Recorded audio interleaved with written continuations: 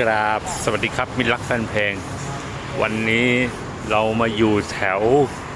จุฬาอยู่ตรงจุฬาลงกรณ์แยกเฉลิมเผ่าเลี้ยวซ้ายเรามาอยู่กับร้านสตรีทฟู้ดที่ขายบนรถกระบะเป็นแนวปิ้งย่างขอออกตัวก่อนถ้าเสียงไม่ชัดไม่ดีขอโทษด้วยเพราะไม่ได้เอาไมค์มาวันนี้ผ่านเลยต้องแวะมาซ้ำเดี๋ยวเป็นไงไปชมกันนี่ครับร้านเปิดวันไหนบ้างพี่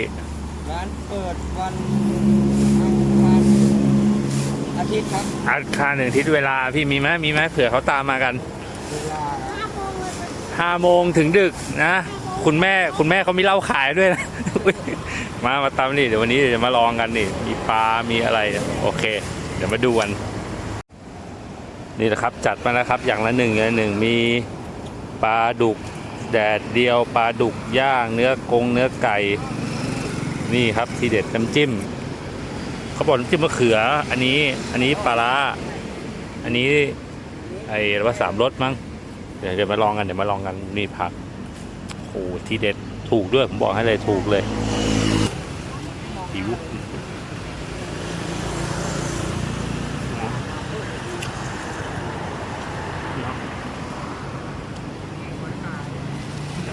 ที่เลยซุปมะเขือ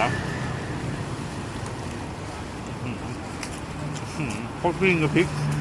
เป็นชิบหายอร่อยจริง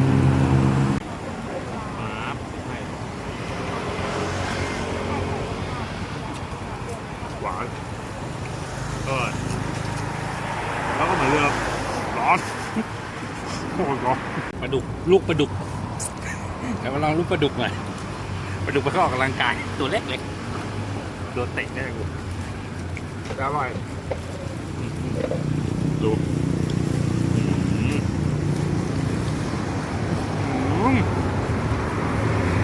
พ่อหิวว่ากินเนี่ยกินในช้อน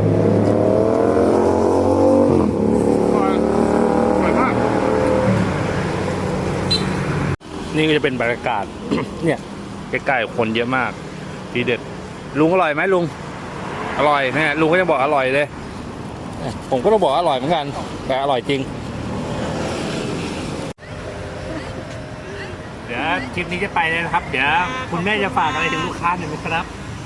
แบบไหนอ่ะแล้วแต่คุณแม่เลยครับก็ให้ลูกค้ามาอุดหนุนเยอะๆไม่ค้าก็ชอบแบบนี้แหละเนาะ แล้วก็ขอบคุณลูกค้าที่อุดหนุนด้วยตลอดเท่าไหร่กี่ปี25 ปีหมูเปิดมา25 ปีใช่ครับเปิดตรงนี้25 ปีเลยตรงเนี้ยได้แต่ลูกคนนี้อยู่ในท้องอ่ะ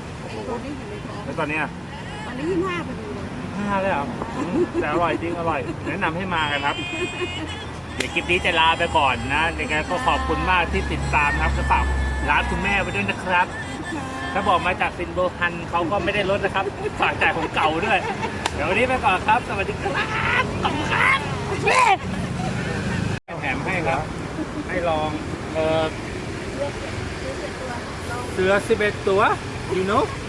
คนไทยเรียกเสือ11 ตัวยาดองนั่นแหละทีเด็ดเลย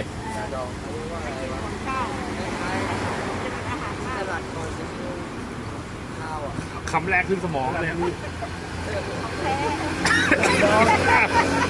เพลงบอกฝรั่งดอง